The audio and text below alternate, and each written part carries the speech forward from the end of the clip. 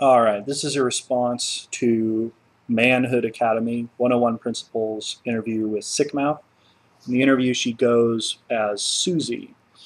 All right, so the title of the video on the channel is A Torturous Interview with an Academic Feminist, and I do agree, this is a torturous video to watch. Now, it's not torturous because of her, it's torturous because of the interviewer. Now, this comes up in the video. He restates, this is not a debate, this is an interview. And he challenges people to come on for debates. But this being an interview, I am going to judge the video as an interview. I'm going to judge the presenter's skills as an interviewer. And at the same time, I'm not going to judge Sickmouth by the standards of an opponent participating in a debate, but rather as a guest who's been invited on for an interview. We'll post a link to your, I think you wanted your YouTube channel to be recognized, or at least somebody could go there and see some of your views. Anyway. So we've started off with a lie. Looking at the video, there is no link to her channel.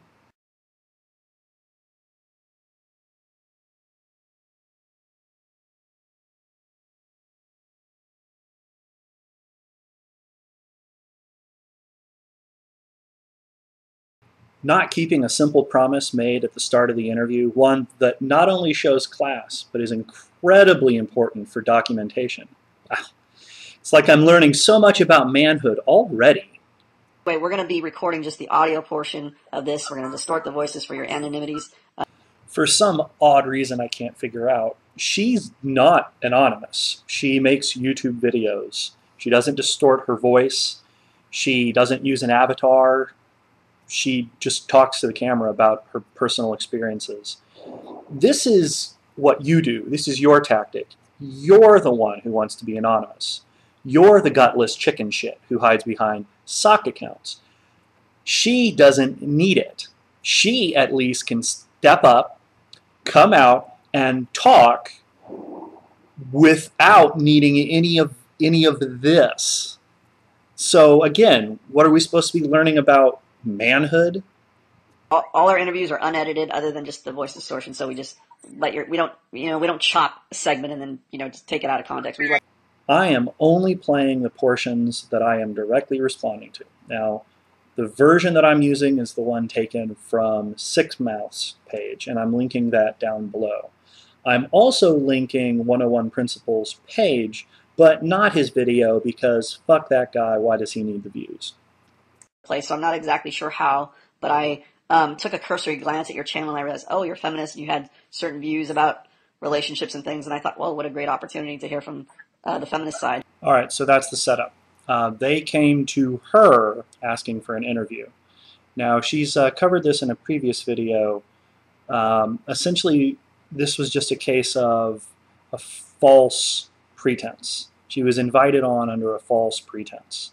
This is a scam employed on this channel. You send a PM through YouTube rather than sending the PM from your channel so that they can then look back, see exactly who you are, what you're about, and show up to your interview prepared.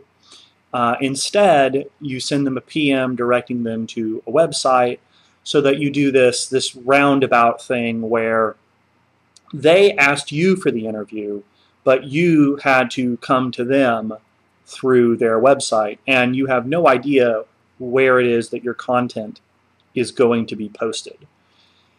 So this opens up seeming to be, breaking the ice, going through explanation, opens up just fine.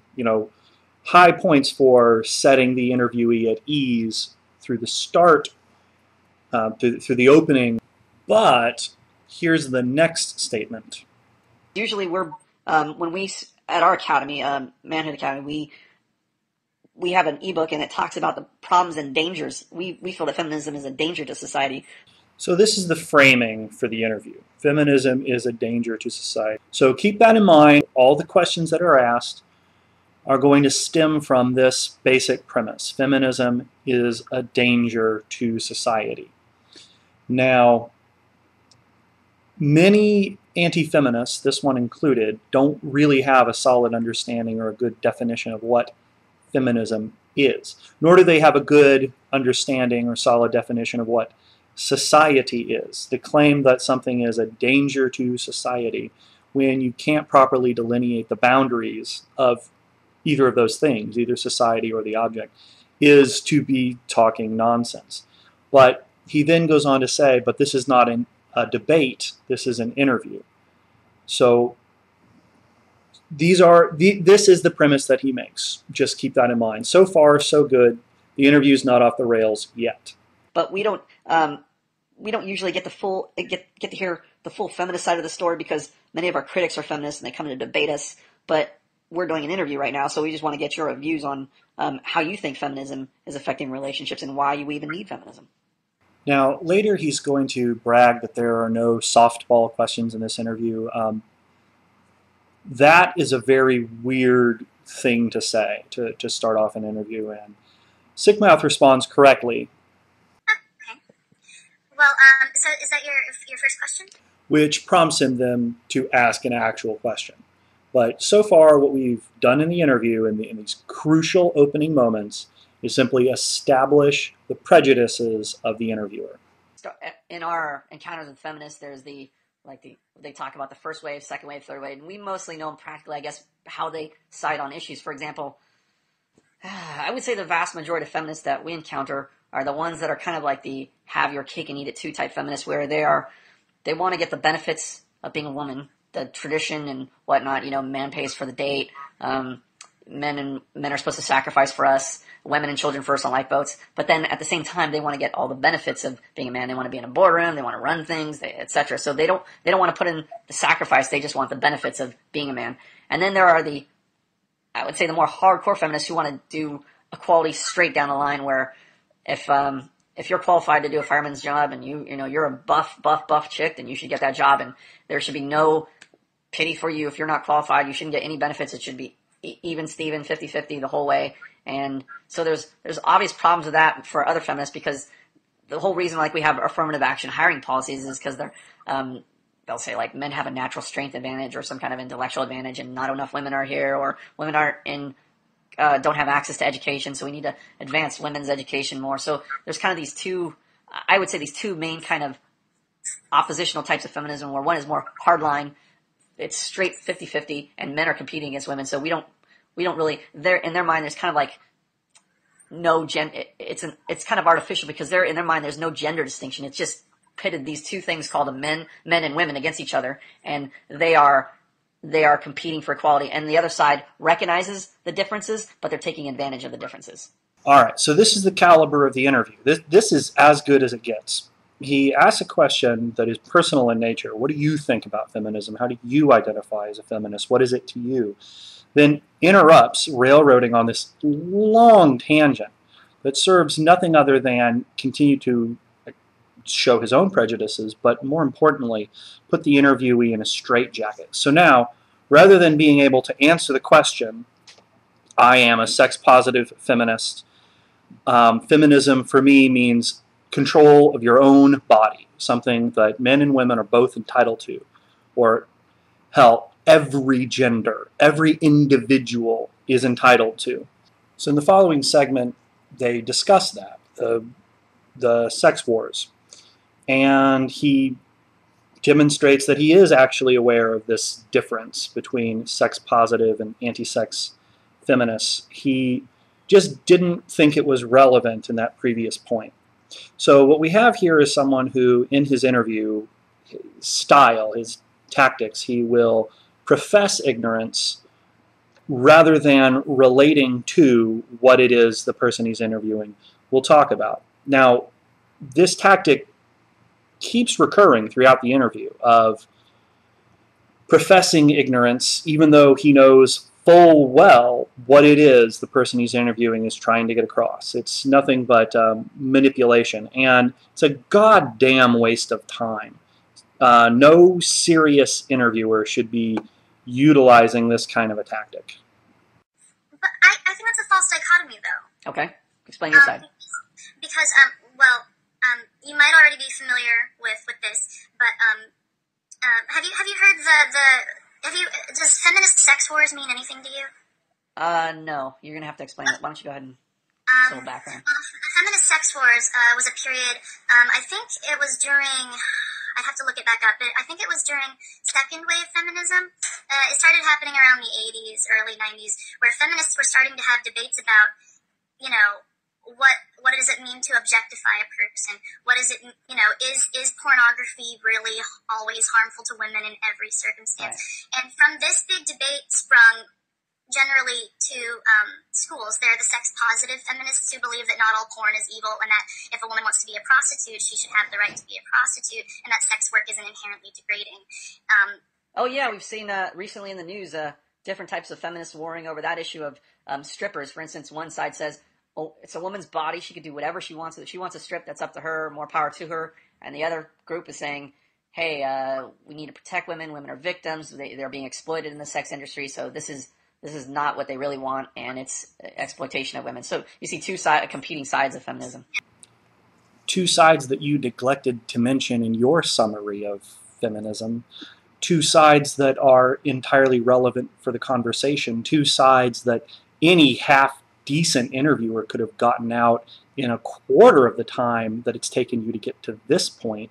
Two sides that you now say that you're familiar with, but didn't think were relevant in discussion because you're a goddamn simpleton.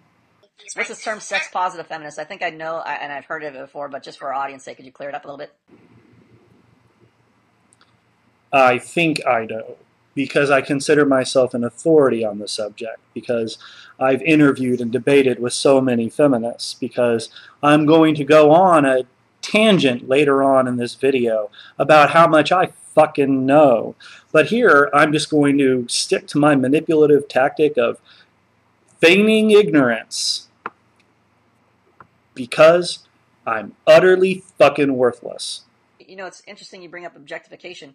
We've heard that argument from feminists, which is a big argument for them, which is, or a big, one of their big items on their agenda, which is that women are being objectified. Women are being objectified by porn, by society. It even carries over into rape culture. How do you feel about that? Do you feel like there's just this either men or society or the media is trying to objectify women as kind of like a systematic thing, or do you just feel that's overstating it? And she's just told you that she holds a dissenting opinion on that. She has just told you that women are not necessarily objectified by men's sexual attraction to them or their performance in pornography, stripping, or any, she hasn't said this, but any other element of the sex industry. Now that's the direction to take the interview, not the direction that you're going in. That is the direction of the kind of feminism she's already told you she disagrees with. I've seen her in arguments, in debates with anti-sex feminists, where she has held the line in saying women should be free to engage in sex work if they want. That is her position. But because you have the memory of a fucking goldfish, because you have the attention span of a kindergartner, you are already off the subject. Feminists are very concerned about this issue, but then, like for instance, how does that play into, or how do feminists view men being objectified, or do they even think men are being objectified? First, let's talk about the female objectification issue. Go ahead. The issue of objectification of men is serious. It's something that far too many people don't put any care or time or attention into. You need to be aware, though, that if your standards of objectification of women are down in the gutter, then you can't have commensurate standards of objectification of men. There is an issue of hypocrisy of saying that men inherently objectify women, but women cannot in return objectify men. There's a lot of ways of working around this, but we're never actually going to get to that. That's an interesting subject, and it's never actually going to come up in this torturous interview. And So they haven't even established yet a consensus, even though they're kind of really fighting against it, at least socially. We see all the social policies being, out there. Stop objectifying women. It's not a social policy, that's a slogan. Social policy means laws regarding how people live their lives and interact. Now, the anti-porn lobby has had some success over the years regarding legislation of pornography. You can't just walk into any old store and buy adult magazines, depending on where you are. In terms of federal legislation to affect social policy, they really have not been very effective. Pornography still exists. These slogans of stop objectification, that they don't mean anything. You're not listening to what she's saying.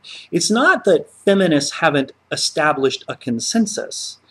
It's that the disagreements between feminists are so large, so deep, that there are different schools of thought that cannot be reconciled to each other. In fact, even the term objectification, it's Marxist, it's Marxian in its origin. So you have, within second wave feminists, essentially Marxists who believe that sex has been commodified and women, therefore, are objects. That as long as money is changing hands, we have social institutions that reduce women to the status of objects. Now, in reaction to that, there are plenty of feminists who are not Marxists. They are not Marxian. They are free capitalist in terms of their economic orientation, and how they address social policies are that everything should be a matter of choice. Everything should be a matter of individual consent, not a matter of class politics, which is what you get out of Marxism. So in reaction to this, you have feminists who are still feminists disagreeing that there is such a thing of objectification as a matter of commodification. Now, personally, I think, sort of as you do, that the word objectification is meaningless. It's as meaningful as saying that someone is a dick or an asshole or a cunt. It's just a generic term for things we don't like about the way people treat each other.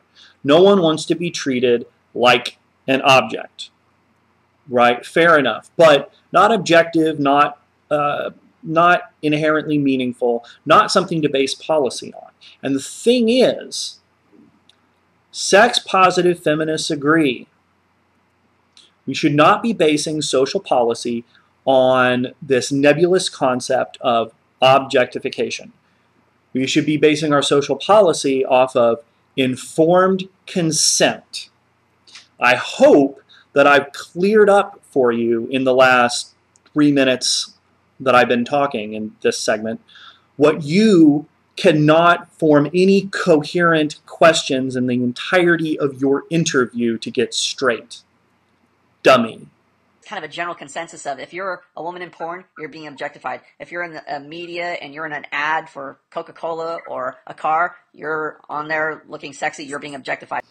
Which she already told you is not a definition that she accepts. And that there is no consensus among feminists on a definition, so you're left just not listening, just repeating the same questions that have already been answered. And for anyone who thinks I'm being too hard on the guy, the interview has not even got off the rails yet. Just wait. So there's this kind of general consensus in women's minds about what objectification means. In women's minds. The language has subtly shifted, and now we're starting to see what is really going on here. It's only going to travel farther in that direction. But we've just moved from, I think there's a consensus in the minds of feminists, to I think there's a consensus in the mind of women, despite continuing to be contradicted on this point by the interviewee. The women, that's, you're not objectifying a chick if you're looking at her, you think she's hot. Like, it's okay as long as you're being respectful to her. So that's the standard. For better or for worse, that's the standard that Sick Mouth is presenting here. Now, he goes on to take great offense to the subjective nature of this particular standard, saying that it's nothing, it's childish. It is proof that he's speaking to a child. And, well, that's horseshit. The thing is that among rational adult human beings, we have to acknowledge that we have feelings. We have feelings, other people have feelings. And when people say things, it can cause great damage. It can cause harm. There's also the matter of telling people the truth, regardless of the harm. But as an adult, you navigate between those things. You recognize that you can't simply always say what you think is the truth. You can't always lie. You have to deal with people with nuance. You have to deal with people with respect. You have to learn when to hold your tongue, because it's just not worth it. The consequences for you and the consequences for the people that you are relating to are simply not worth bringing it up. So adults learn how to hold their temper. Adults learn how to treat people who come from different backgrounds, people who have mental disorders, people who have different sensibilities. I do not have the same conversations with everyone that I know.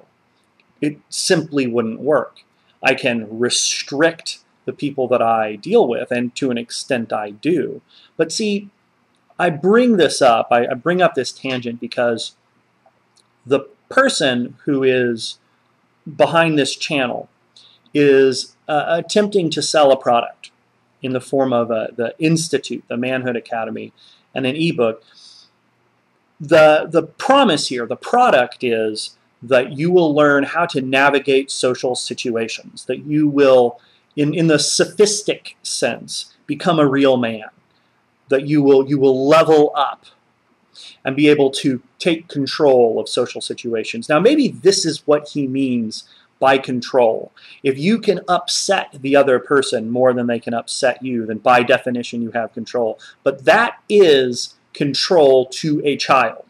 That is the childish definition of control. That is the person who stomps their feet and pouts and whines and bangs doors in order to get control.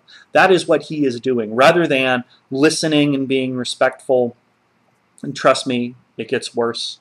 But this notion of being confused, of not seeing how you can delineate when you are being respectful and when you are not being respectful. Look, you don't. It's subjective. When you deal with people, they have the right to tell you when you have crossed the line. Being an adult, taking control of your manhood, means understanding the subjective nature of interpersonal relationships and becoming comfortable with it. Not sitting back, taking some childish, faux objective stance of saying, well, if I don't understand what you're feeling, then I refuse to respect it. That is horseshit.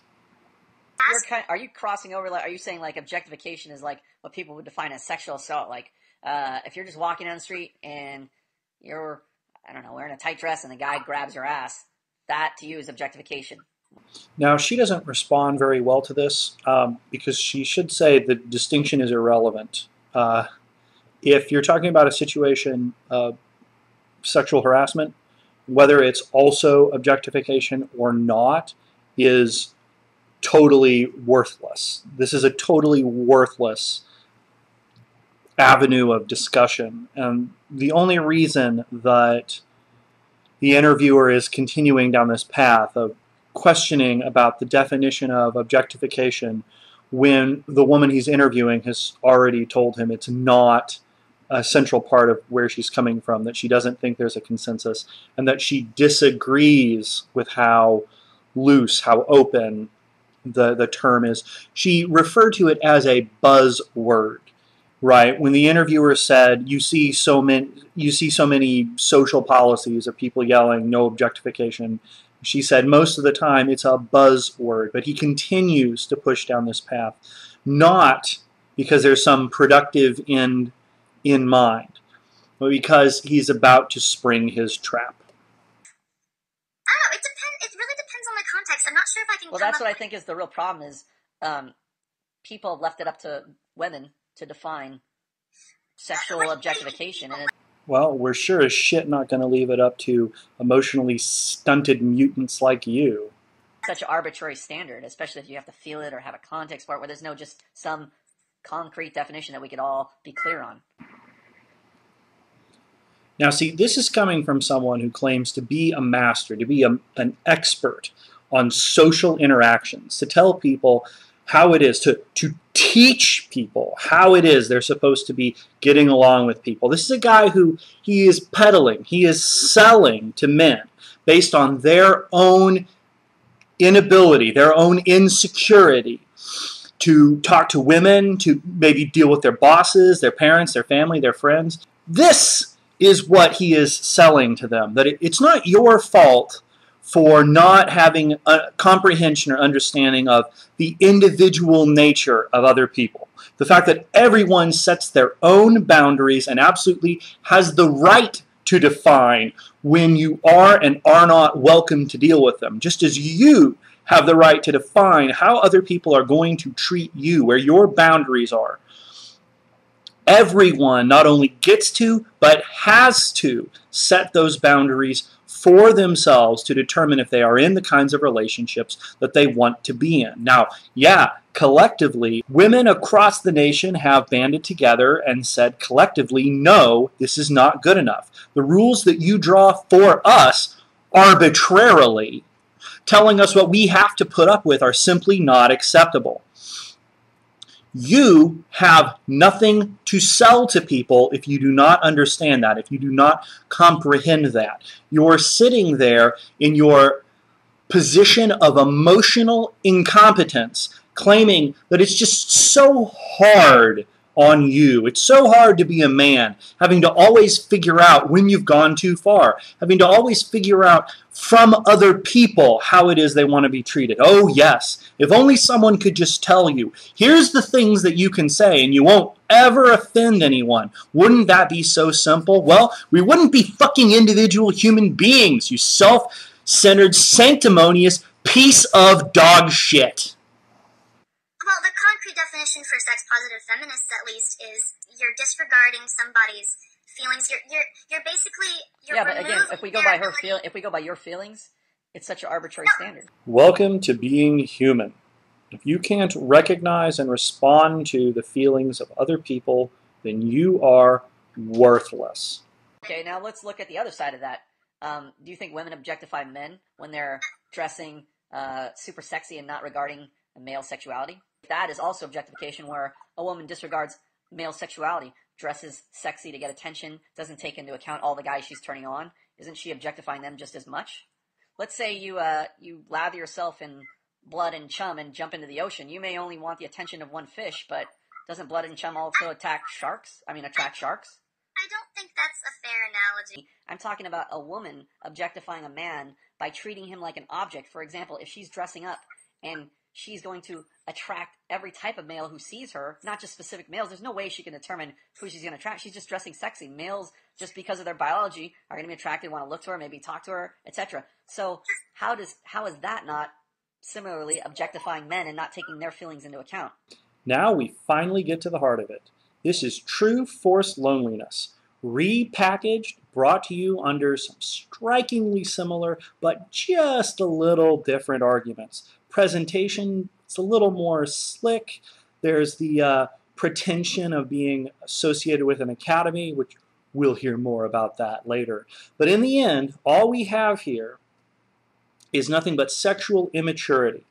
Here are people who have absolutely no ability to look at someone, experience a reaction, internalize it, and then come up with a course of action. No. His audience, the people that he is selling to, are those who are so emotionally and sexually incompetent that they want to blame women for all of their failings, all of their shortcomings, all of their frustrations. They feel that they have somehow been betrayed by society, betrayed by nature, because a woman hasn't been thrown at them. They feel it's their right to have sexual conquests, sexual exploits, sexual adventures, regardless of what the women they're attracted to seem to think about it. Rather than growing up and actually learning how to go out and talk to a woman, rather than addressing their own insecurities, they're going to project them onto women. Oh, the problem is that women are cock teases. The problem is the way they dress. Exactly what is your alternative to this, dumbass? Women wear sackcloth? Holy fucking shit. Are you just totally, absolutely incomprehensibly incompetent to deal with the modern landscape? America is full of men who can sit back, look at a beautiful woman, either admire her from a distance, go talk to her awkwardly and fuck it up, or go talk to her and actually get to know who she is. Hey, sometimes you sink, sometimes you fly, but you don't blame the women for being beautiful. For holy fuck's sake, you are a worthless, pathetic sack of shit. For instance, let's say I'm walking along the beach. I don't want to be turned on. I'm just running, right? I'm running down the beach. And all of a sudden I see hot chicks out there. Aren't they objectifying me by just not taking my libido and my feelings into account? Grow up, you fucking child. Or same if I'm out at the club or if I'm out shopping. I've been out shopping and seeing girls in amazing dresses or what have you with everything showing. And aren't they, you know, I'm just trying to get something. I'm trying to do something and all of a sudden I'm distracted. Aren't they objectifying me and not taking my feelings into it? He goes on in the same vein for quite some time. The answer to all of this is no. Simply by being, simply by the way women dress themselves, the reaction that happens in you is yours. It's your responsibility. It's yours to control. It is not the responsibility of women. There. I hope that answers your question. Okay, let's say I was dating 3 girls.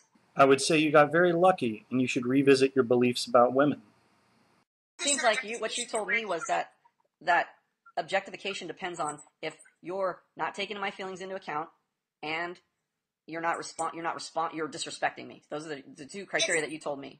It's disregarding somebody's ability to have feelings, which lowers that person to object status. Now this is being deliberately obtuse. It's not valid to ask someone for a definition of something and then just continue to give them analogy after analogy after analogy, and then blame them for your lack of understanding. The problem is your IQ.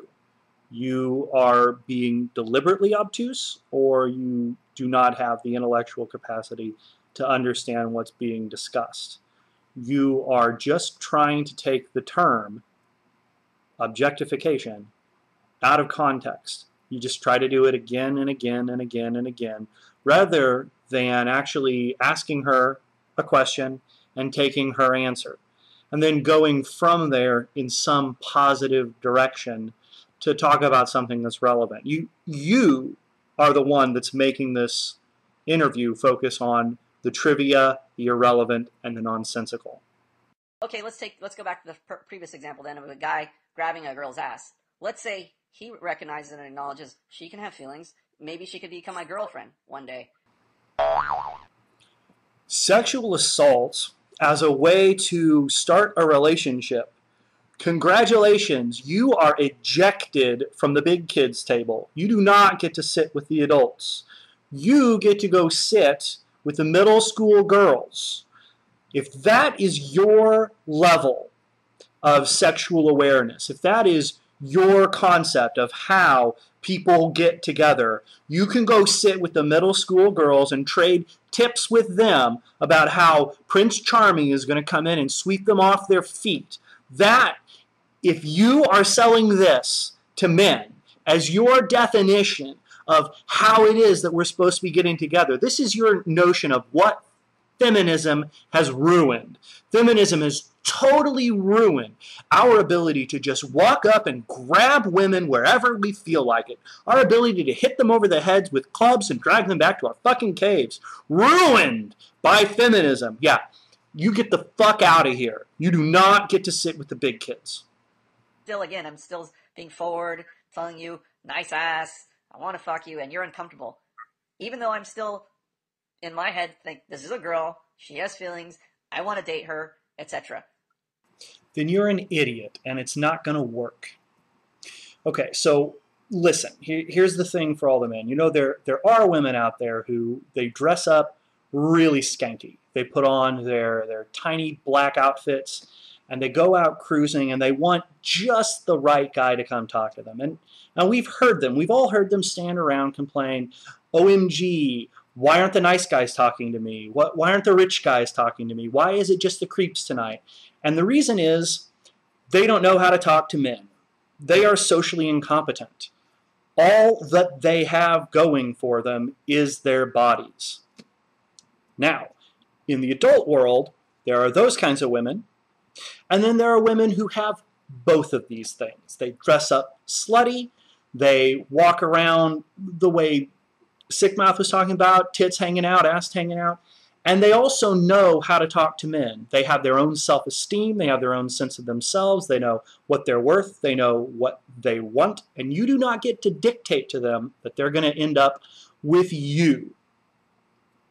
Now, most of the time, if you start off on the wrong foot with a woman, just like anyone else, you can back the fuck off, start over, and see what happens. If you genuinely, the way you're asking the question here, genuinely want this girl to be your girlfriend, then you don't keep going the same way. You stop, take a step back, and start over.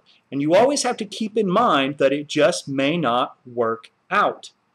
So the answer to your question, which I don't consider to be honest, I don't consider to be anything more than being deliberately obtuse for the purpose of circumventing your own fucking interview, the answer is if you do that, you're an idiot and it's not going to work out.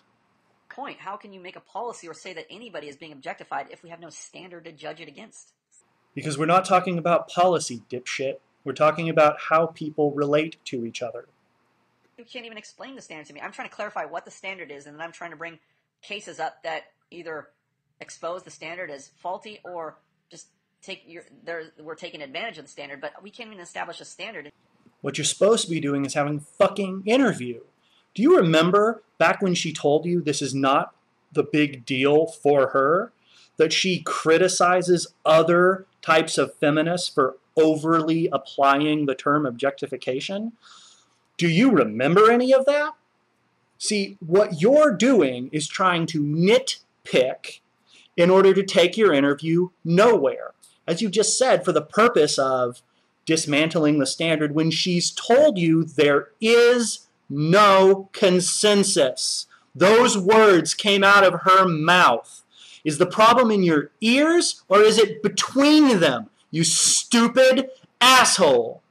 What it means to objectify a person is to basically to remove their ability to even have, human emotions. But I can't remove your ability to have emotions. Yes, you can. Overbearing people do it, slave owners do it, and cult leaders do it. Psychologically, the term is called the refutation process.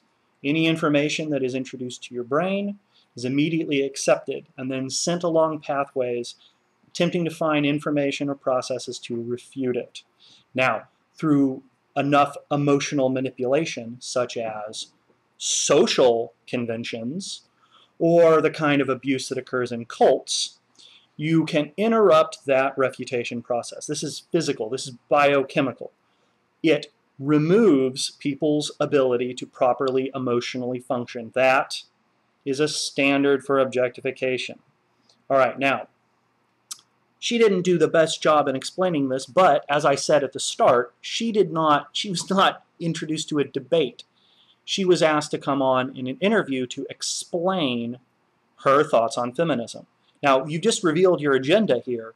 You don't want her explanation. You want to ask questions in order to take apart or invalidate some standard that she's told you doesn't exist already. But now, this is the point where the interview officially goes off the rails and just degrades. It only goes down from here. Now what we have is the interviewer just asserting, and the assertions that he makes are going to become more and more absurd. Is it harassment if a woman, again, dresses a certain way provocatively, provokes a man, takes advantage of his libido, exploits his sexuality? Isn't that harassment? Equating being turned on with sexual harassment. Equating a woman being beautiful and looking nice with sexual harassment. So this leads me to believe that you have never had a satisfying sexual experience. That's the only logical progression of events that can lead to a question like that. And if not you, because you seem to be a really condescending, prevaricating, manipulative piece of garbage. See, if it's not you, then it's your audience. The people who are giving you thumbs up and commenting and thumbs up on the comments. It must be you guys who have never had a satisfying sexual experience. And I feel kind of sorry for you, because to me, that question doesn't make one iota of sense.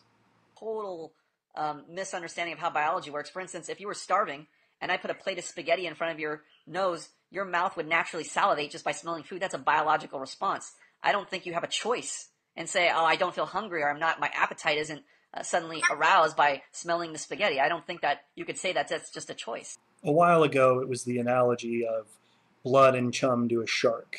And in a little bit, he's going to come out and say it directly. This is Manhood Academy's take on manhood. This is his ideal of sexual control. We men, when we're around women, we're just like fucking wild animals. We're just cavemen. We can't control what happens to us, how we feel, how we respond to it.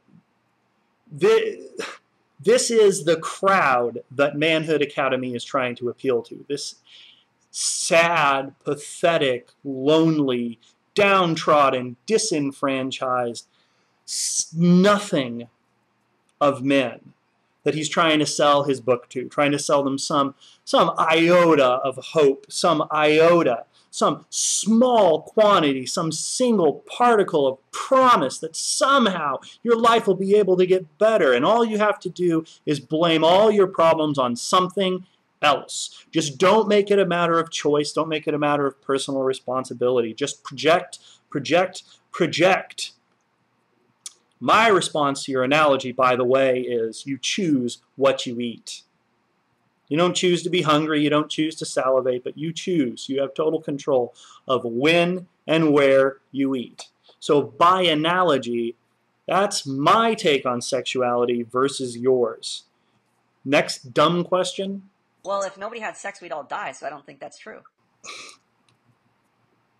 No one would die from lack of sex. Not one single person would have listed on their death certificate, cause of death, no sex. No one would reproduce sexually. Everybody dies eventually, but you're aware that we now have alternative reproductive techniques. So what you're saying isn't even, it's not literally true, and it's not factually true either.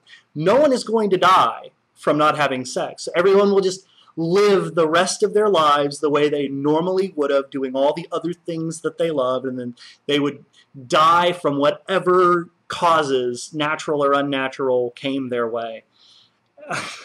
And in terms of the species dying out, no, we have the technology now to reproduce without direct sexual contact, without conventional reproduction, you stupid cunt. Eating food doesn't involve, consent for it to be ethical. You see what I mean? Eating food doesn't have to involve consent for it to be ethical. You don't have to get consent from the food before you eat it. Well, that's a separate issue. We're talking about how you biologically respond to food, not whether you have the permission to eat the food. Actually, that's a perfect analogy, and it highlights this fundamental disconnect, the issue of questions that you never asked in your interview. For sex-positive feminists, the issue is informed consent. Objectification is defined as what you force people to do without their consent, as opposed to a more traditional Marxist feminism where objectification is defined by exchange of currency. So the analogy is exactly this. When do you get to grab a woman's ass? When you have her permission, when she consents to it. When do you get to compliment a woman on her rack? When she's okay with it. It's simply a matter of consent. Now, in the real world, you have to take a gamble. You have to guess. You have to take a risk. You don't always know if you're going to come across as charming or creepy. You need social experiences to help figure that one out. But you don't need to go through this more than 2 or 3 times before you should be able to catch on. But again, you are appealing to the dummies. You're appealing to the people who haven't gone too far 1 or 2 times and said to themselves, oh, geez, that's too far. I shouldn't do that again. No, you are appealing to the pieces of crap out there who are too dumb to put anything in perspective. The issue is and always has been consent. As well. But we're not talking about consent. We're talking about how you respond to food. And that's why you don't understand a single damn word she said. Because you don't want to talk about what it is that feminism means to her, which was actually your question originally. You worthless bag of dicks. Over. Just like when guys are in school and they see a pretty girl and they get a boner, it's not like they want to get a boner in class. They're not trying to get a boner and embarrass themselves in class. This is one of the common embarrassments for guys, is to get boners in class. And there it is. There is the cherry on the cake. This is Manhood Academy's level of sexuality. This is what manhood means to him.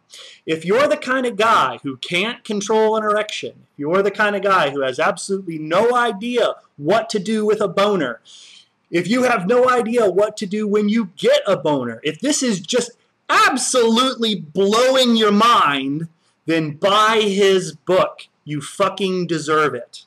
Choice, but I'm disputing the fact that the person is causing the arousal is an issue of harassment, because women don't have to dress. Women don't have to dress provocatively. The way women dress is not going to be determined based on your sexual immaturity, your lack of control, and your inability to have an adult character. For crying out loud, you're supposed to be Manhood Academy. But your kryptonite is the sight of pretty girls just being pretty, just keeping to themselves. That just gets underneath your skin and just destroys your whole fucking world. God, that's pathetic. That's not how women react sexually. Women aren't visual in nature. Really? So this is some laughably unsighted common sense psychology that now becomes the basis for a lot of his position that he's going to make later on. This is the platform upon which he's standing so far. For the premises that he has made about, I mean, I'm not even sure what the point is that he's going for, but his argument that women harass men simply by being attractive. His premise here is that men respond visually and women don't. Now, I'm going to link a wealth of articles below. The average response time for women when they view erotic images is about 160 milliseconds. Another way to put that is, women, just like men, when viewing sexually exciting material, will become aroused before they even know what it is they're looking at. This is a matter of brain activation. When the neurons start firing, it is to gear up the rest of your body for possible sexual response. Now, evolutionary psychologists argue that men and women, males and females, have opposite instincts. Women evaluate their partners based on different criteria. Women have a different reproductive strategy than men do. More importantly, all the evidence indicates that men and women experience equal levels of arousal with differences. Socially speaking, the primary difference is women get just as aroused, but they don't want you to know it. See, there's nothing wrong with a man being aroused. even though dipshit here has said unwanted boners are one of the primary reasons for being embarrassed early on in life, for being embarrassed in school, having those boners. But I'm sorry, being called boner is not going to ruin your life the same way being called slut is. Even adults, even women who are famous, who have careers, they are still stung by the effects of slut shaming. It is a major psychological force. And I happen to agree with the elements of feminism trying to get away from that. I agree that women should be sexually liberated. They should be free to be as sexual as men. Absolutely. But in terms of talking about actual neuroscience, you are just incorrect. Probably because you don't know how to read academic papers. You're going to go on and explain in this interview how it's just common sense. You don't even need to go to college. Fuck. Not that you can read a paper, not that you can examine statistical correlation or understand in any appreciable way how one conducts experiments. We'll get to that. But just addressing this claim, because you're basing so much upon it, no, there is not a difference that men experience visual sexual arousal and women don't. That piece of common sense, of anecdotal knowledge, is, from a scientific standpoint, pure nonsense. So women can't be aroused. If women were visual in nature, porn consumption would be equal among men and women, but it is not. This is true, but also irrelevant.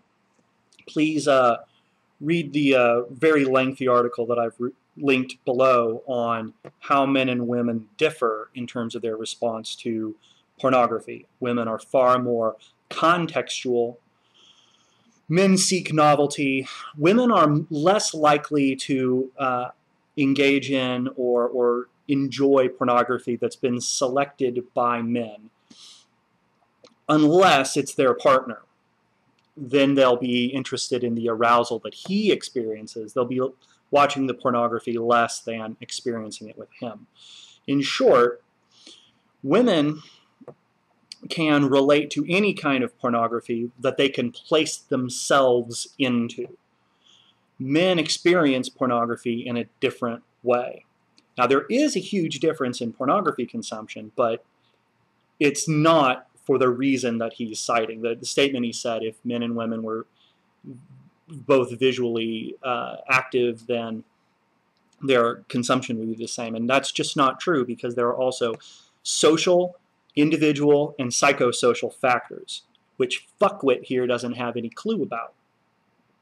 No, the fact of the matter is that when given visual stimulation, women experience genital changes in terms of heat output. They experience changes in brain activation. The difference is purely in terms of how it is expressed, and some other differences in terms of brain activation involving the amygdala and the hypothalamus. Again, papers linked below. It is 99% men downloading these videos and looking at porn and jerking off. And he's saying this because he's graduated from the University of just fucking make shit up. Now, most people would agree that pornography usage, particularly here he talks about internet usage, is higher among men than it is among women. But most people would also agree that it's on the rise among women, that this is a trend that's kind of flattening out as women experience less shame over their sexual desires and fantasies, and gain more personal versus interpersonal control over their lives. Now, looking in the paper that I linked below, there's a reference to this is just generally believed to be true, but it's poorly documented. This is a trend in discussions about the differences between men and women. One of the trends that feminism has been attempting to address and correct. Don't just make assertions and assumptions about the differences between men and women. Actually look these things up. Actually test the statistics. So here we have an absolutely unproven assertion. 99% of downloaded pornography is done by men. No sense of having to prove that.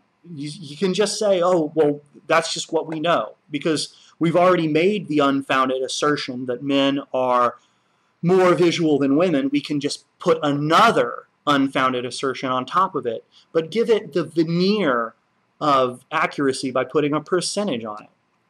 So the paper that I linked, Sex Differences in Response to Visual Sexual Stimuli Review, says of pornography websites, 72% usage is male.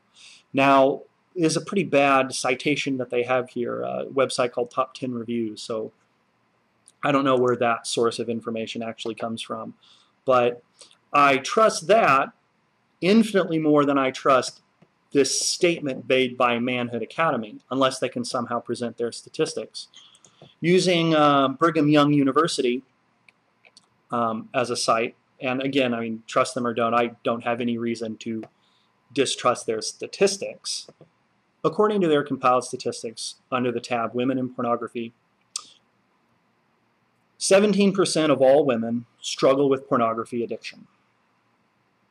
So, your claim of 1% internet usage simply has no bearing in reality. If you had a fat chick and you put a sign outside her door that said free sex, and you had a regular looking guy and you put a sign outside his door that said free sex, there would be a line around the block for the fat chick, and there would be nobody at the door of the average guy when it said free sex. That just shows you right there the difference between male libido and female libido. That men are attracted to desperation and women are attracted to confidence and success. This assertion, again, comes with absolutely zero empirical bearing. It can be dismissed just as glibly as it's been put forward. And it's still off the fucking subject. This was supposed to be an interview with Sickmouth about what she thinks about feminism. I have my shirt off right now. It's hot, but you haven't said, oh my gosh, your shirt's off. Whereas if you had your shirt off, it'd be a different story. I'd have a boner right now. I'd be sexually aroused.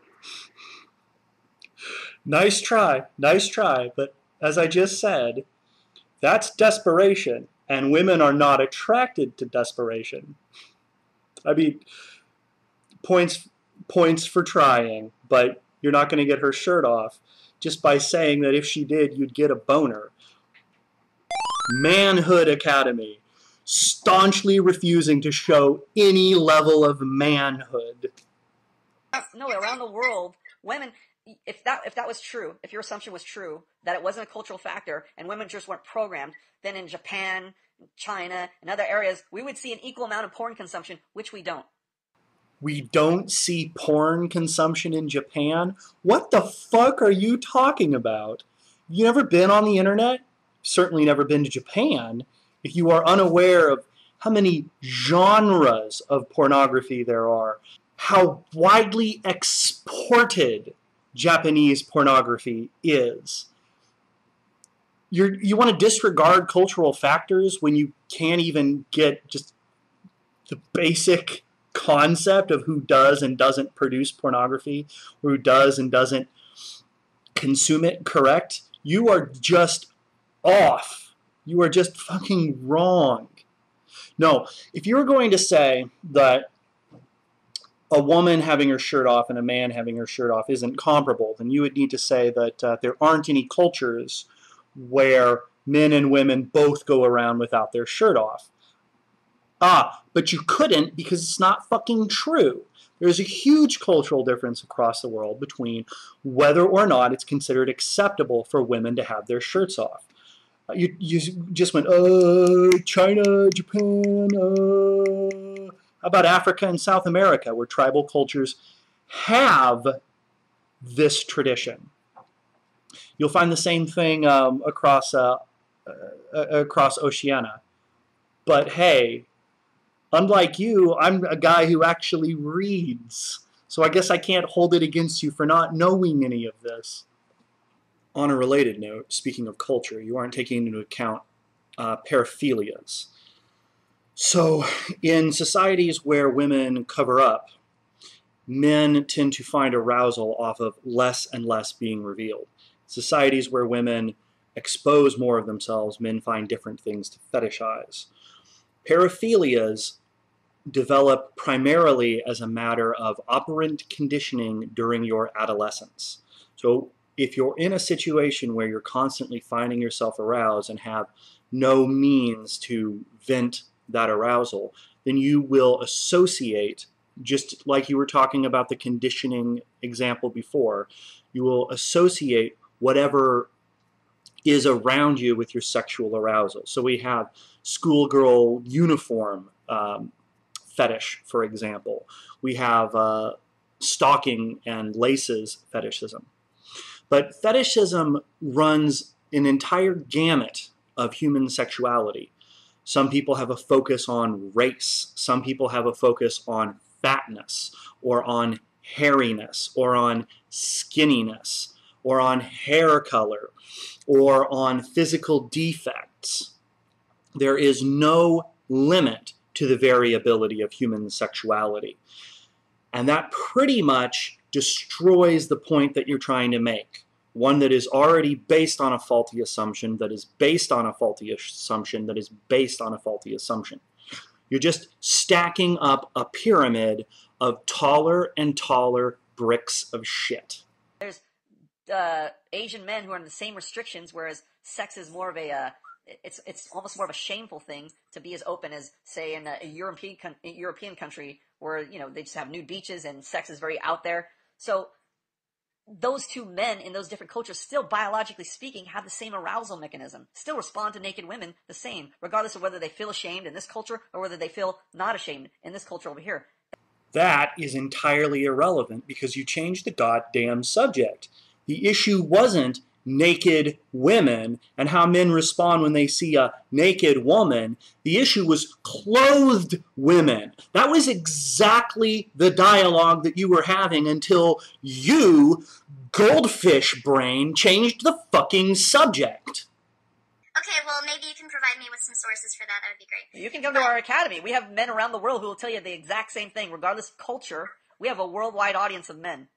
So now we've opened the ad populum fallacy that is going to lead into a complete attack on the academic process, peer review, and everything that we use to validate modern clinical trials today. Throwing away anthropology, throwing away psychology, throwing away a century of institute-validated studies such as the material I've linked previously, based on, I've talked to hundreds of men all over the world. This is now the level of the dialogue that we're going to. I can find some people who are craven enough to come to my bullshit academy, people whose sense of self and sense of accomplishment is so bottomed out that they'll actually pay this fucker to give them classes on how to be a person. Yeah, that's where we're going now. Every man at our academy is a source. Every man we talk to continually is a source. Peer-reviewed. Peer review? Who else? Everybody reviews our work. What are you talking about? Scholastically peer-reviewed. I don't know if you realize this, but we're an educational center. You're an educational center in the same way that Hamburger University is an educational center. But at least the employees of McDonald's who attend and graduate from Hamburger University have actual gainful employment in their future. You are operating a scam. Anyone can open up an institute and call it whatever the hell they want, but you have to affect actual standards of academic integrity and scholastic performance in order to get accreditation. That's the peer review process. Your ideas, your statistics, your anecdotes, your stories have to go through a process where professionals who are in their fields, who have decades of experience in disciplines that have been developed over centuries, can actually look at the methodology and tell you how fucking full of shit you are. Having seen your performance in this interview, Up to now, I am not fucking impressed by any institute run by a dipshit orangutan like you. Now, unfortunately for Sickmouth, she actually missed what was happening with this segment. Absolutely nothing that he is discussing here, where she's finally stopped and said, give me some actual evidence. It's totally irrelevant. This actually wasn't the place to stop and ask for evidence. This was the place to point out that he had entirely changed the subject. The issue under discussion was, when is it okay to grab a woman's ass? Or how is it harassment for a man to be turned on when he sees an attractive woman? The issue was not what is the male biological response to seeing naked women or pornographic situations. And unfortunately for her, she let him get away with that change of subject. But I will again point out, as an interviewer, he absolutely and utterly fails in his responsibility, which is to ask questions eliciting responses from her. Now, it's perfectly acceptable, in fact, it's commendable, it's laudable, for an interviewer to ask questions regarding things said by the person being interviewed, but that's not what happened here. That's not what has been happening and what will continue to happen. The interviewer just blithely changes the subject, because that's how you get someone off their feet in order to do what he's going to do in a minute. We're a source of learning. We're a source of knowledge. We are experts in our field. And who are the agencies that have accredited you? We're pioneers in our field. Nobody does what we do. There you have it. No accreditation, no peer review, no scholastic oversight, no participation in the medical community, no participation with any institutes of sexology. This is just a guy running a scam operation out of a shack. He has no credentials whatsoever to speak of, and if you send him your money to attend his academy, you will get fuck all for your investment. Nobody teaches what we teach. No one else is dumb enough. The reason why our academy's work is so stellar is because we invite our critics. We challenge our critics to find holes in our work. Found them. This is a common fallacy among women. It's like women waving their diploma and saying, I'm smart. It's a common fallacy. So this is a common fallacy among women? Yes, among women. Your bias is coming out very strongly right now, and I don't appreciate it. It's called observation. It's called observation. Well, neither do I appreciate you. Neither do I appreciate you casting aspersions on our academy, not even understanding what we teach here, or questioning my expertise. I mean, I'm offended by it, but because I'm an adult, I'm still able to speak to you and deal with you and rationalize with you and debate against you. And get every factual claim wrong. But in a minute, you're going to say that this wasn't a debate. And discuss with you. I could still do these things even while being offended, whereas you as a woman, your offense takes precedent over your rational brain operating. She put up with a lot of shit to get up to this point. Frankly, I'm impressed with her maturity and her bearing. You are just a self-absorbed, obnoxious prick who doesn't give a shit, and that is not admirable. That is not maturity. That is, in fact, being a child. They're trying to establish a standard, just like I'm trying to establish a standard with you for what is objective, what is objectifying a person, and we can't even establish that standard because, again, it's an emotional standard. You haven't. She told you her standard, but you're too incompetent as an interviewer to move the fuck on and get her onto a subject that is actually relevant to anything. You're the interviewer. You're the one in control of this. You think that this is a pointless exercise, a futile endeavor. Why have you planted your flag here? You're either stupid or you're prevaricating, but hell, you could be both. No, let me finish. We did establish that standard, first of all. Well, it's such an arbitrary standard.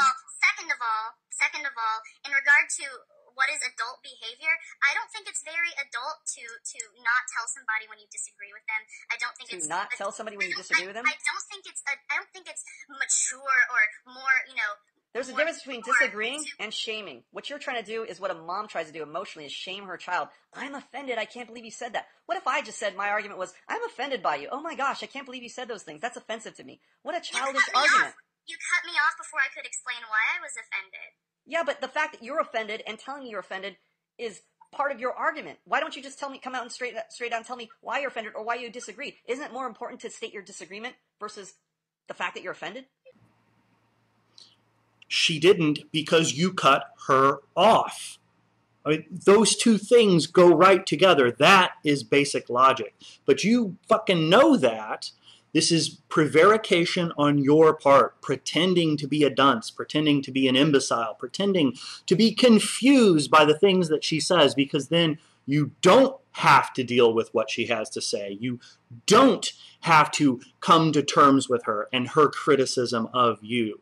No, you know perfectly well that women will be offended when you say, well, that's your emotional chick brain taking over your logic, shutting down your logical brain. You know full well that will be offensive. So what are you doing sitting here saying, well, you're just trying to shame me? You are being a whiny cunt. You are the one who is trying to use this motherhood tactic of shaming someone rather than actually dealing with what they have to say.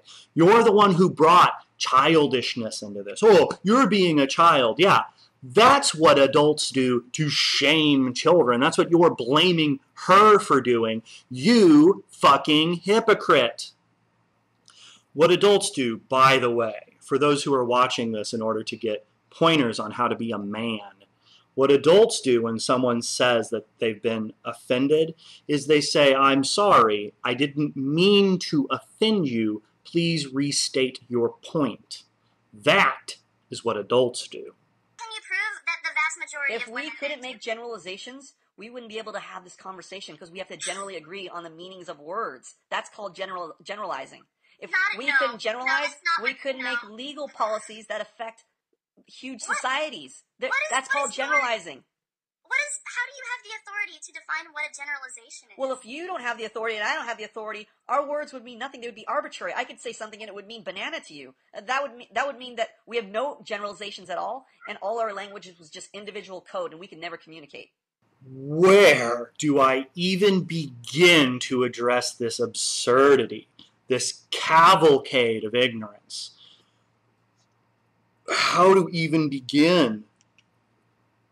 Now, in addition to the subjects that you have proven yourself incompetent to address, like psychology, sexology, relationships, now you're going to add communication, linguistics, law, and set theory to this list of failures. Holy crap. A generalization is when you make any argument stating that there is a set of characteristics that can be applied to some demographic or group, some set of objects. That is a generalization. So if you were to say women are emotional, women behave emotionally, that's a generalization. You're right there. Hey, you're making generalizations. However, laws as a matter of generalization, no. Laws are stratified. Laws, we don't just take criminals and deal with them as criminals. That would be a generalization. No. Instead, we define exactly what the offenses are and what jurisdiction that they fall to. We relegate crime into different categories. We put people at different levels. We have civil code, criminal code, we have state code, we have municipal, local code, we have federal code, there's international code. This is not generalization, you fucking mutant, you retarded mongrel. Same thing with communication. You say language is generalization. All that we would have is code. Yeah, that's what language is. Languages don't converge, they diverge, because languages are composed of symbols. That's what makes something a fucking language. So if I take the phonemes, if I just take the units of sound that make a word, they don't in any way necessarily represent whatever that thing is. They are arbitrary. This is basic linguistic theory. And you think that you can talk to her in this dismissive way, this condescending piece of shit way that you are talking to her when you don't have anything that you're saying correct. The only thing that you've gotten right here is that, yes, you were generalizing. And that does not defend anything that you're doing, anything that you're saying, any argument that you're making. It just points out that you're an asshole. All you're really saying here is that you are a sloppy, ignorant thinker, and you're damn proud of it. Right. So, but obviously we're communicating, so obviously we're agreeing that there already are generalizations, so we agree generalizations are valid as long as they have an objective, reasonable standard. And your objective, reasonable standard is what the simpletons at your shitty, unaccredited academy seem to think in agreement with you. That's your reasonable, objective standard. Well, no, that's shit. Reasonable, objective standards are clinical studies, the kind that I have linked previously in this video, the kind that you are about to go out of your way to completely shit all over as a process for achieving truth. You nitwit. A smart man would never do that. A smart man would never wave a diploma. That is such a childish chick move. Who would do that? First off, start associating with people who have degrees. Then make a claim that smart men wouldn't show off their degrees. That's also not the point. The point here is, what is your validation? Your institute is not accredited. You have no peer review. You do not have statistical models. You simply say that because you've had conversations with people, you can make generalizations about women when you have so far failed every empirical test for knowing what the fuck you were talking about. You are just a fucking simpleton. And now, coming out here and attacking the university system as an excuse for your idiocy, well, that is just offensive. Making his authority fallacies. You're calling most of women stupid. Yes. That's what you're implying. I'm not implying it. I'm directly stating it. You absolutely just applied it because you said... I'm not implying it. I'm directly stating it. Listen. I'm not implying it. I'm directly stating it. No, I'm not implying it. There's a difference. You don't even understand what I'm telling you. I'm not implying you're stupid. I'm stating you're stupid. We have observations and facts that prove that you're stupid. Right back at you, buddy. But with citations.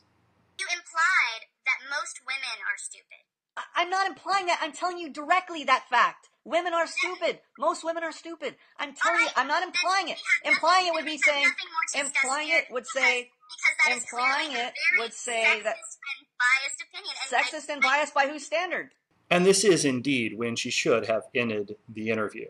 Although she's known most of the time that she's talking to a sexist imbecile, a misogynistic pig with no independent thoughts of his own, just a supreme inferiority complex and a need to express it negatively, to get women riled up, to give him some relief from the ongoing pain of his own dreary, miserable existence with no actual, concrete, pro-social achievements to his name. No, this is the point where he actually let that out and she had the excuse to walk away. Now, for some reason, she decided to stay around and slog this one out and fight it out and try to get in some kind of a word. From here on in, there's not much to comment on. Just to point out the complete excesses of his churlishness, oafishness, childishness, and insecurity. We haven't even established a standard on that yet. Because how can you prove that most women are stupid? How do you define stupid? Well, we talked to a lot of women, like you, who are unable to rationally and objectively state their views. And then when we encounter these people en masse, then we know that these people are stupid en masse. I mean, you exhibit all the classic symptoms of a stupid person. Emotional, is her standard is her feelings. I'm offended. You said, I'm offended, therefore that's my argument. I'm offended. We'll find out if everybody thinks of the sort, or just me, because, again, we're inviting public scrutiny of our work. Congratulations. You got it. This turned very antagonistic. antagonistic very quickly. As soon as Again, we just told you we don't have softball interviews. We don't have we ask questions. We ask questions to get we ask questions to get to the heart of the matter. She's not objecting to your questions. She's objecting to your unfounded, unproven editorialization. See the difference there? It's not a matter of having a softball or a hardball interview. It's a matter of not having an interview whatsoever. Interviews, not just to ambush you and have a debate with you. Again, if we have a debate, we usually include the moderator. We have a, we announce the debate beforehand. This is an interview. This is why it's one-on-one. Except that you previously described what you were doing here as debating. So, oops. You're lying about me and saying something about bias, and I'm just correcting you that every interviewer has a bias. And those biases can definitely affect the quality of the interview. When your bias is women are inferior and stupid, then you're going to have a shitty, worthless interview. We're reliable because we get results. We're experts at what we do. We invite public scrutiny, which is the heart of peer review. Wrong, wrong, wrong, wrong. Wrong, wrong, wrong, wrong. You're wrong, you're wrong, you're wrong. Oh, so you're saying the public's not smart enough to discern whether you're speaking the truth or not, whether you're saying what you're saying is valid or not. The public's just not bright enough to do that.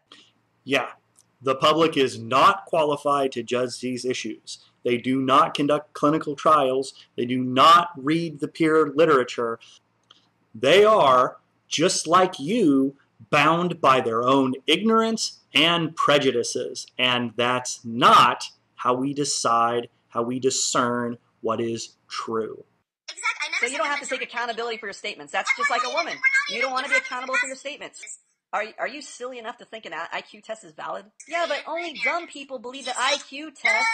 Only uneducated people believe an IQ test, just like only uneducated people believe in things like a polygraph. I will give you time to provide me with sources that prove that polygraphs are junk science. I like how your version of sources, they have to wear a white lab coat, as if you're too dumb to even discern on your own or observe on your own or rationalize on your own. You can't be a valid source. Yeah, it's a concept, just like Smurfs, just like dragons, just like leprechauns. Gravity's a theory. So if I make leprechauns my standard, if I have an imaginary standard, and I hold that as my standard, now suddenly I'm qualified to talk about objective scientific standards? That is what makes me an adult. As a mature person who understands accountability and standards, that is what makes me an adult. And I think you don't think that's the problem. My behavior determines your behavior.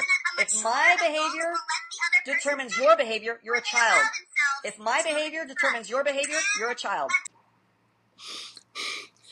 I love this little maxim. You must really be used to being around people with no will of their own, no sense of self whatsoever, that you would say something like this and expect to be taken seriously. I mean, okay, it makes sense in the sense of saying you should be in control of yourself, but to say that if my behavior determines your behavior, you're a child, like, seriously? Like, if a naked man is running down the street, shitting into his hand and throwing it at people, when he gets arrested, the police are children because their behavior was determined by his behavior. No, having control of your environment means pointing out to people when they are crossing lines. No, this rule of yours is absolute, complete stupidity. When I deal with children, I react to their needs. What I do is not just defined by my own ideas. My behavior is defined by their behavior. If they act poorly, I punish them. If they act well, I reward them. I'm not actually determining their behavior. I'm responding to them based on theirs. But hey, here's just one more subject on which you have proven yourself incompetent. If I flash a shiny object on a screen, you're just going to dance around like a cat because you're a child. Well, if you're going to be a condescending cunt, what do you expect? I can make shadow puppets. I can say you're barking. You're barking. You want to mimic my behavior. I can mimic your behavior.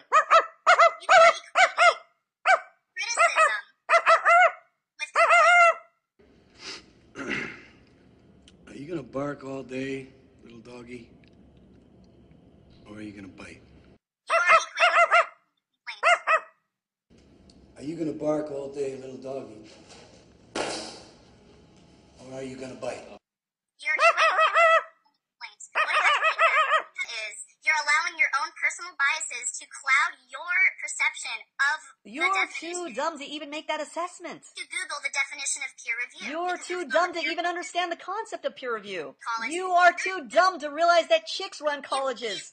Chicks run colleges. You think chicks are smarter than guys? Who invented everything? Guys invented everything. Guys invented everything. I was an A student. I, of all people, know the educational system is ridiculous. It's absurd. I'm an adult. Of course I know what a standard is. You were a child. Your standard is waffling. I could easily be offended by that and tell you that I'm offended by that. But I'm an adult unlike you. I am an adult. I know, because I'm an adult, that has no business in an academic argument. I am the king. I will punish you. Any man who must say, I am the king, is no true king. Do, do, do, do, do, do, do. I love how you love to talk about standards of maturity, and this is how you behave. Well, you're too dumb to even know that there's no source for this. I have to waste my time waiting. Dumb cunt. If I'm a sexist pig, if I'm a sexist pig in your observation, you're a dumb cunt in my observation. You implied that when you said initially that the YouTube audience doesn't matter, or whoever views this doesn't matter. They're too dumb to know that. You, of all people, said that. No. Oh, you didn't. I said the demographic that subscribes to your... No, you didn't. You didn't say that at all. And we got it recorded, so we know you didn't say that. Yeah, we got it recorded. Here's what she said. In many instances, the public is very stupid because there are a lot of uneducated people in the world. So you're saying the majority of people that are listening to this are just going to be stupid people? They might very well be, depending on who the audience is. So, you entirely got her wrong. I'd like you to put that lie out there so when people actually listen to this interview, they will know that that's not there. And at this point, we're appealing directly to the audience, his audience. He's not aware that the rest of the internet is going to look at him as an immature, selfish, bigoted dickbag. So here I am speaking for the rest of the internet when I say, go fuck yourself.